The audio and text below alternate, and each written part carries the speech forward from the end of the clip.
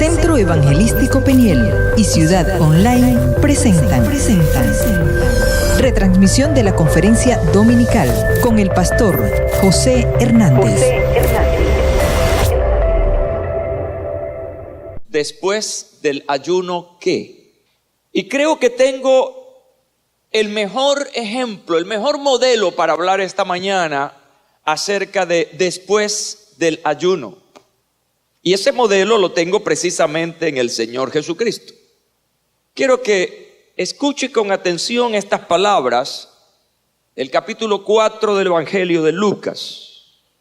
Dice en este capítulo 4, versículo 14 en adelante: y Jesús volvió en el poder, diga poder, del Espíritu a Galilea, y se difundió su fama por toda la tierra de alrededor. Y enseñaba en las sinagogas de ellos, y era glorificado por todos.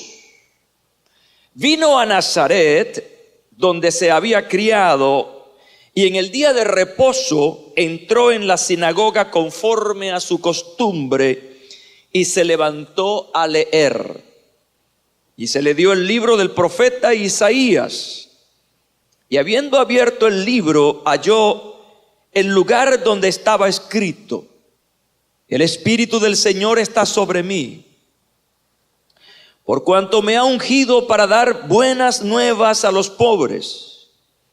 Me ha enviado a sanar a los quebrantados de corazón, a pregonar libertad a los cautivos y vista a los ciegos, a poner en libertad a los oprimidos y a predicar el año agradable del Señor.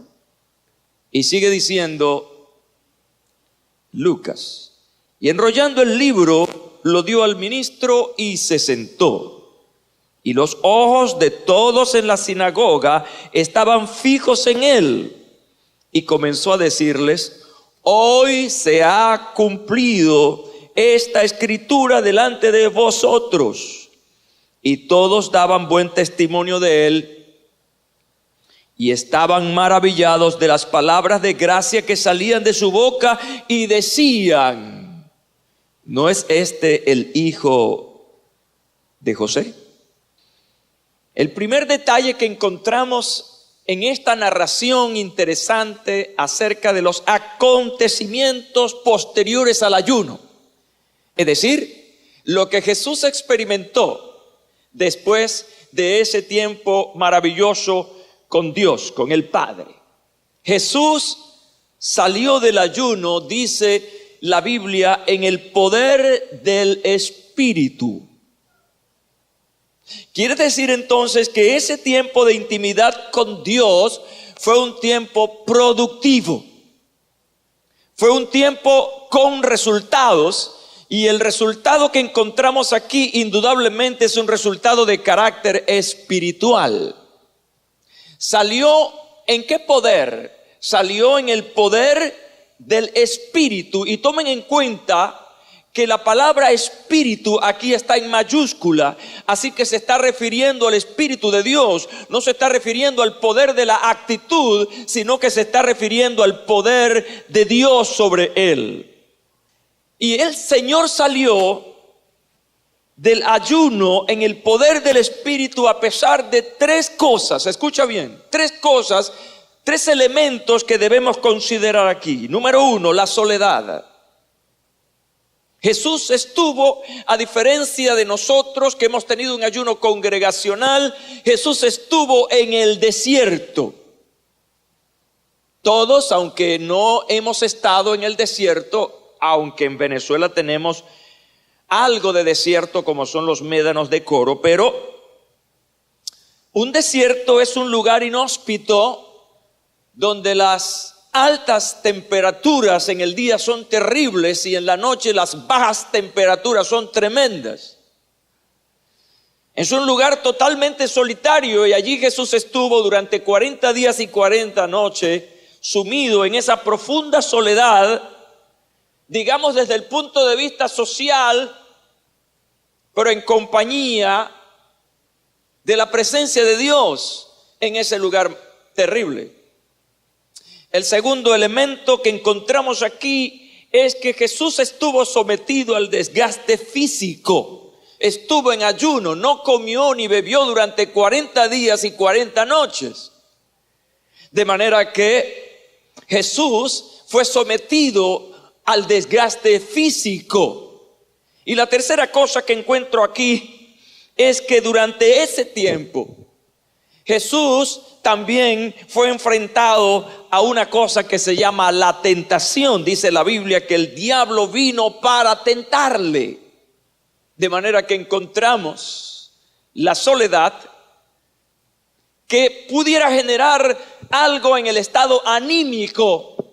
Encontramos algo que atentaba contra su fortaleza, contra su cuerpo, como era el desgaste físico. Pero además de ello, Jesús estuvo sometido allí a una fuerte presión espiritual por la tentación. El diablo mismo en persona vino para tentarlo y hacerlo romper con ese pacto eterno de la redención en medio nuestro. Así que en el ayuno, Jesús estuvo confrontado a esas tres situaciones complicadísimas. Jesús entonces sale de este ayuno, aun cuando estuvo sometido a estas tres experiencias, sale en el poder del Espíritu. Y para mí es interesante que noten esto. Cuando alguien está en el poder del Espíritu Santo, ha recibido una capacitación. Diga conmigo, capacitación. De manera que el poder del Espíritu nos capacita para. Cuán importante es tener esa íntima relación para poder tener a su vez el poder del Espíritu. Así que Jesús sale en el poder del Espíritu capacitado para. Después del ayuno, Jesús salió para, número uno, salió para servir. Y dice, y enseñaba en las sinagogas de ellos. Es decir, que Jesús participaba del servicio en la sinagoga. Dice, y se levantó a leer. Hay una capacitación poderosa aquí cuando salimos del ayuno. Y es una capacitación para hacer aquellas cosas que Dios nos ha asignado. Yo creo que todos los que estamos aquí, es más, toda persona que ha recibido a Jesucristo como Salvador, ha recibido habilidades del Espíritu que se llaman dones, que es una capacitación que Dios nos da para servir. Y cuando tenemos estos tiempos de intimidad con Dios, esos dones son avivados. Esos dones reciben entonces una nueva fuerza para hacer lo que Dios quiere que hagamos. Dios no te llamó a ti ni a mí para ser espectadores. Dios nos llamó para ser protagonistas de nuestra propia vida y ser protagonistas de la vida de otras personas a través de la manifestación y el desarrollo de nuestros dones. Dice el apóstol Pablo que los dones no son para uso personal, sino que estos dones son para ser ministrados. Jesús salió en el poder del Espíritu a servir. No hay una cosa más hermosa, no hay algo que nos llene tanto de entusiasmo y motivación que hacer aquellas cosas para las cuales fuimos habilitados. Por eso no hay una cosa más triste, más desalentadora, que ver a alguien que pasan los días, pasan los años y no está haciendo nada. Y esto pudiéramos aplicarlo a todos los ámbitos de la vida. No ha hecho nada por su familia, no ha hecho nada por crecer profesionalmente, no ha hecho nada por relacionarse y mucho más no está haciendo nada por hacer de su vida el cumplimiento del propósito de Dios. Aprendamos de este modelo, aprendamos del Señor. Salió en el poder del Espíritu para servir. Este año debe ser un año de tu dedicación al servicio al Señor. Y cuando te digo dedicación al Señor, no te estoy diciendo deja de estudiar, deja de trabajar, ahora vive por fe. No, te estoy diciendo que donde tú estés, en tu trabajo, en la universidad, en tu casa, en tu comunidad, tú estás sirviendo al Señor de una o de otra manera, o según el Espíritu Santo te indique que lo hagas. Y debe ser un acto de obediencia, debe ser un acto de vida, donde sientas que tú eres un instrumento para bendecir a otras personas. Después del ayuno, Jesús salió para reunirse. Jesús salió para congregarse. Jesús salió para compartir. Saben que a mí me llama la atención que Jesús se congregó primero en la sinagoga de Galilea y luego en la de Nazaret. Dice el pasaje, entró en la sinagoga conforme a su costumbre. Quiere decir que Jesús no era un asistente eventual a la sinagoga, sino que lo tenía por costumbre. Era un hábito del Señor Jesús reunirse en la sinagoga. Así que aprendamos del modelo que es Jesús, que se congregaba. Esto es importante decirlo esta mañana, porque muchas corrientes están debilitando algunos hábitos que son bíblicos, algunos hábitos que son necesarios. Algunos, por ejemplo, descartan el asunto del ayuno. ¿Para qué ayunar? Otros hablan acerca de la oración de una manera despectiva. Y otros, estoy hablando de evangélicos, están hablando, por ejemplo, de que eso de reunirse, eso es religión. Bueno, todas esas cosas hay que examinarlas en su justa dimensión.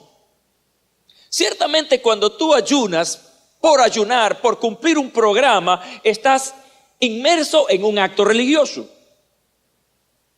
Cuando tú oras sencillamente desde una forma intelectual, porque hay una costumbre de hacerlo, pudieras estar también en un comportamiento religioso. Por eso la oración tiene profundidad. La oración no es un rezo, no es una repetición.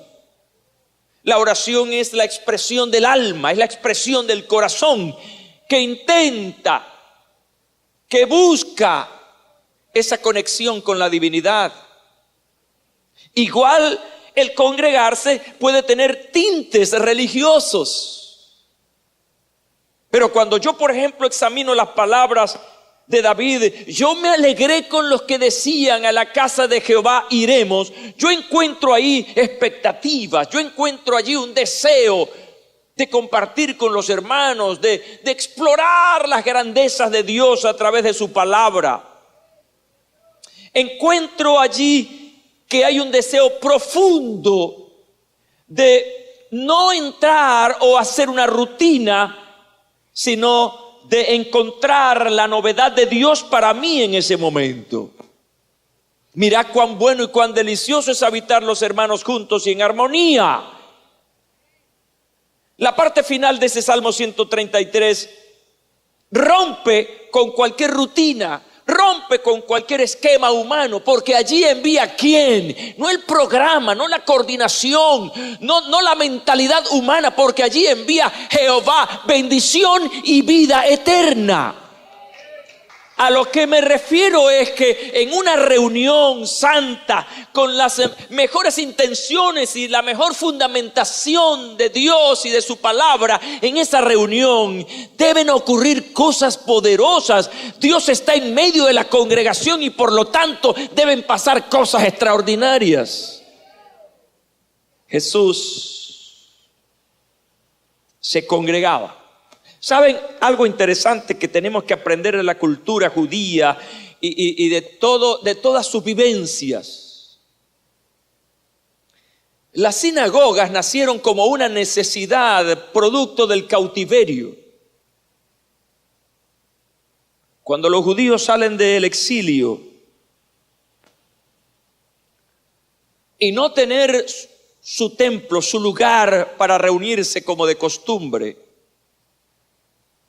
entonces en estos lugares de exilio ellos comenzaron a tener casas que llamaron sinagogas. Y en esos lugares se reunían para aprender y para estudiar la Torá o los escritos, la escritura. Y esto es tan interesante no solamente desde el punto de vista religioso, en el mejor sentido de esa palabra, sino desde el punto de vista sociológico, antropológico. Esta gente estaban tratando de mantener su cultura, sus costumbres, celosos de lo que habían aprendido de sus antepasados y que no se fuera a perder en el exilio. Buen dato para nosotros: el congregarnos, el reunirnos, protege tu identidad como cristiano. Estoy hablando en unos términos. El hecho de estar reunidos protege tu identidad cultural como cristiano, pero también protege tu identidad espiritual. ¿Por qué? Porque en este tiempo, en esta hora y media que tendremos aquí, o en esa hora que tenemos una vez a la semana, los martes, tú estás recibiendo una proporción. Estás recibiendo la palabra de Dios para tu edificación y, como en este día, para tu entrenamiento. O te estás reuniendo con gente común a ti que oran y hablan un mismo lenguaje. Cuando se habla el mismo lenguaje se mantiene la cultura. Cuando se habla el mismo lenguaje se mantiene la identidad. Y eso es diferente cuando tú sales de aquí, cuando tú sales de la casa de Dios. Tú te enfrentas a otra cultura y te conviertes en contracultura. Pero para que tú seas contracultura tienes que estar fundamentado en la cultura del reino de Dios.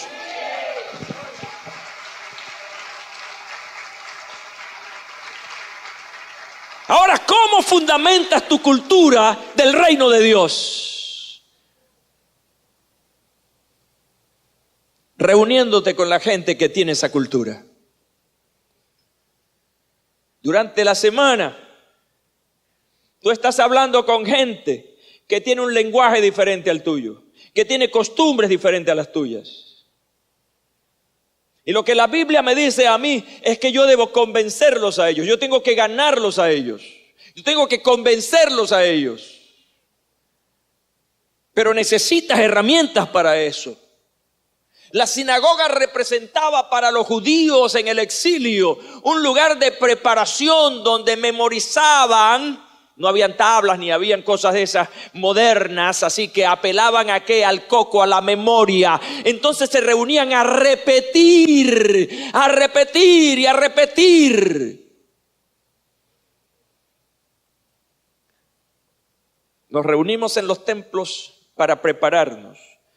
Yo he dicho, lo mantengo, insisto, porque es lo que Dios me ha dicho. El templo es un lugar de entrenamiento. Aquí venimos a prepararnos para la vida y a prepararnos para ayudar y ministrar a otros. Ten la conciencia clara de que aquí no venimos a un show. No venimos a divertirnos o a distraernos, a tener un tiempo diferente al que se pasa allá. No, tú vienes a trabajar aquí, vienes a trabajar tu mente, vienes a trabajar tus pensamientos, según el Espíritu Santo determina en cada oportunidad que sea.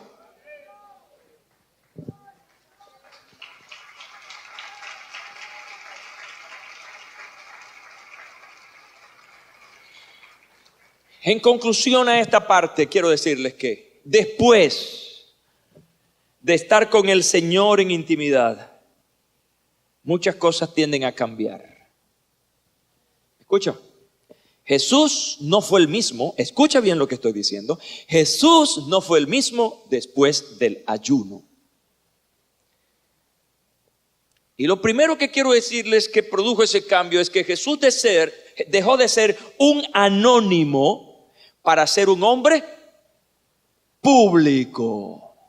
¿Están conmigo? Él dejó de ser alguien desconocido, el hijo de José y de María, para entonces comenzar a dejarse ver como el Hijo de Dios, como el Mesías. Y este pasaje que leímos precisamente cambia todo eso. Jesús no dijo antes del ayuno quién era, pero ahora cuando él cita la palabra de Isaías y luego dice, esta palabra, esta escritura está teniendo su cumplimiento hoy. Y allí Jesús sale a mostrarse al mundo tal y como era. Cuando no tenemos intimidad con Dios, somos anónimos, somos desconocidos para el mundo, pasamos desapercibidos. Pero un hijo de Dios, alguien lleno del poder del Espíritu Santo, no puede pasar desapercibido. A donde quiera que llega, va a causar un efecto, y eso se llama influencia. Después del ayuno, Jesús salió para cumplir su propósito en esta vida. ¿Cuál es tu propósito? ¿Para qué estoy yo aquí? Una de las preguntas que se hizo el pastor Warren cuando escribió su libro Éxito de Librería, una vida con propósito. Y Warren no descubrió el agua tibia.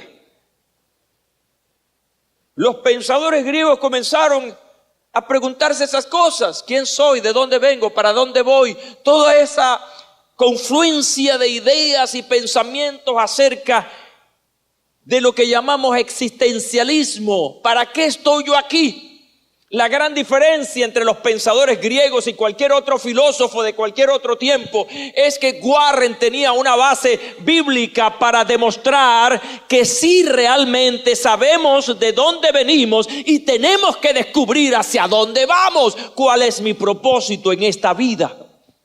Jesús sale del ayuno para cumplir su propósito en esta vida. En el pasaje anterior vimos que Jesús participó del servicio leyendo una porción de la escritura del libro del profeta Isaías.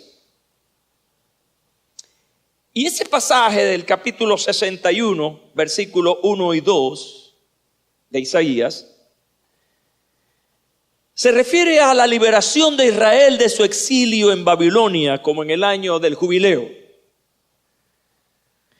Pero su consumación final esperaba la llegada de la era mesiánica. Así que los judíos proféticamente estaban esperando el cumplimiento de esa palabra, y el cumplimiento sería con la aparición del Mesías y su ministerio, que precisamente en esta profecía de Isaías está bien definido.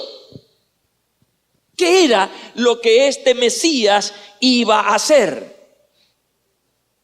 Más tarde, Lucas en el capítulo 9, versículos 1 y 2 aclara que el Señor transfirió este ministerio a sus discípulos. Y lo vemos con claridad en el capítulo 1 del libro de los Hechos. Así que Jesús pasa de ser un anónimo a ser el Mesías, el Hijo de Dios. Tanto así que la gente confundía: ¿este acaso no es José, Jesús, el hijo del carpintero? Pero él insistió constantemente porque sabía cuál era su propósito, de que era el Hijo de Dios. Quiero que nos centremos ya para finalizar en esta profecía de Isaías acerca de Cristo. Esta profecía comienza con una palabra que debe llamar nuestra atención. Siempre les he enseñado que cuando lean la Biblia se fijen en los detalles, palabras. Porque una palabra en la Biblia puede tener una tremenda y profunda interpretación con aplicaciones prácticas. La palabra que me llama la atención ahí es la palabra ungido. Diga, ungido. Porque me ha ungido, dice el Señor, me ha ungido el Señor. Y es interesante esta palabra. Hay varios detalles acerca de la palabra ungido, unción, ungir. Pero voy a darle un detalle práctico interesante. Fíjense que el origen de la unción viene de la actividad pecuaria entre los judíos, de los hebreos. El origen de la unción viene de una práctica de los pastores. Los piojos y otros insectos a menudo entrarían en la lana de las ovejas, y cuando llegaron cerca de la cabeza de las ovejas, podrían hacer allí un nido, una madriguera en las orejas de las ovejas y matar las ovejas. Así que había que resolver esta situación. Los pastores entonces vertían aceite en la cabeza de las ovejas, y ese aceite hacía a la lana resbaladiza, lo que indudablemente hacía imposible para estos insectos llegar a las orejas de las ovejas, porque los insectos entonces se deslizaban. De esta práctica viene la palabra unción, que finalmente llegó a ser un símbolo de bendición, protección y empoderamiento. Así que Jesús está hablando de que Él ha sido ungido. La pregunta es, ¿quién lo ungió? No fueron los pastores de Israel. Dice que lo ungió el Señor. Así que pueden haber ungimientos de hombres y ungimientos del Señor. Hay mucha gente por ahí ungida, pero no está ungida por el Señor. Y usted me va a preguntar, pastor, ¿cómo sé cuál es la diferencia entre ser ungido, ser un ungido del Señor, o ser un autoungido? Porque hay gente que se autounge, se autonombra, se autoempodera.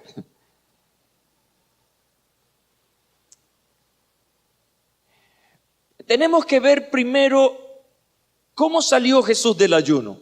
¿Cómo dice que salió? En el poder del Espíritu. Fíjense bien, son detalles. Lucas dice que Jesús salió del ayuno en el poder del Espíritu, y luego la palabra que el mismo Jesús cita de Isaías dice: el Espíritu del Señor está sobre mí porque me ha ungido. ¿Qué le parece? Y hay una relación interesante, recuerden, entre la palabra ungir y la palabra, ¿cuál es la otra palabra? La palabra ungir, decíamos que tiene que ver con empoderamiento. Jesús salió en el poder del Espíritu, y luego Isaías dice que el Mesías estaba ungido por el Señor. Así que estamos hablando de empoderamiento. El Señor me ha empoderado. Y esto es lo que yo llamo, y usted puede tomarlo como tal, esto es lo que yo llamo la múltiple unción del Padre. ¡Qué palabra tan tremenda! La múltiple unción del Padre sobre Jesús. Así que Jesús fue múltiple ungido. ¿Por qué? Porque aquí es donde viene la gran diferencia entre los ungidos por los hombres y los ungidos por el Espíritu. Y hay una lista interesante. La unción, escúchame bien, la unción siempre estará acompañada de un para qué. No un por qué, sino un para qué. El para qué realmente reviste el propósito. ¿Para qué fuiste ungido? Hay gente que dice que está ungida, pero no tiene un para qué. Lo que tiene es un título. Y el para qué es el oficio, es lo que tienes que hacer. Pregúntele al que está a su lado, ¿estás comprendiendo el asunto? Así que Jesús, en toda esa profecía dada por Isaías, y ahora en la práctica, Él está revelando el para qué, que no es otra cosa que el propósito. Y encontramos aquí estos detalles interesantes. Propósito, para dar buenas nuevas a los pobres de espíritu. En hebreo la palabra basar, y que serían buenas, alegres, gozosas noticias. Se refiere a los pobres en espíritu. Indagando sobre esas palabras, porque muchos tienen ideas sobre las palabras pobre en espíritu, y se le dan muchas categorías o respuestas a esto. Y pudiéramos estar hablando sencillamente de aquellos que se consideran que sin Dios están quebrados. Un pobre en espíritu es aquel que está quebrado, y esa quiebra espiritual los lleva ¿a dónde? Necesariamente a depender de Dios. ¿Cuántos son pobres de espíritu aquí? Porque consideramos que sin Dios nada podemos lograr, nada podemos alcanzar. Así que Él trae buenas noticias para aquellos que se sienten fracasados porque no tienen a Dios. La buena noticia es que Dios está contigo y Él te va a ayudar. Es el Salmo 23 en acción. El propósito para sanar a los quebrantados de corazón. Aquellos que tienen el corazón roto y que tienen que ser reestructurados. Esa múltiple unción para pregonar libertad a los cautivos, para dar vista a los ciegos, para poner en libertad a los oprimidos, para predicar el año agradable del Señor. Y si nosotros vemos la historia del ministerio de Jesús, vemos cumplidos todos estas manifestaciones. La conclusión a esto es que después del ayuno, después de ese tiempo de búsqueda, vienen entonces los resultados visibles. Y lo que yo encuentro aquí en la vida del Señor como el modelo es que Jesús fue la diferencia en medio de la multitud. Siguiendo el pasaje que leímos al comienzo, dice que los ojos de todos en la sinagoga estaban fijos en Él. Cuando buscamos y estamos en intimidad con Dios, comenzamos a hacer la diferencia. Segundo resultado que conseguimos aquí es reconocimiento. En ese pasaje que leímos dice, y todos daban testimonio de Él. Y todos daban buen testimonio de Él. Y la tercera cosa que Jesús experimentó después del ayuno fue un nuevo lenguaje. Dice que estaban maravillados de las palabras de gracia. Vale la pena entonces buscar al Señor de todo corazón. Porque cumplimos entonces todo un proceso de vida con resultados. ¿Cuántos quieren resultados en sus vidas? Todos queremos y necesitamos resultados. Y los resultados que vemos aquí fueron resultados hacia afuera. Es lo que el Señor logró producir e impactar en otras personas. Quiero que te levantes esta mañana. Gloria a Dios para siempre. Centro Evangelístico Peniel y Ciudad Online presentó retransmisión de la conferencia dominical con el pastor José Hernández.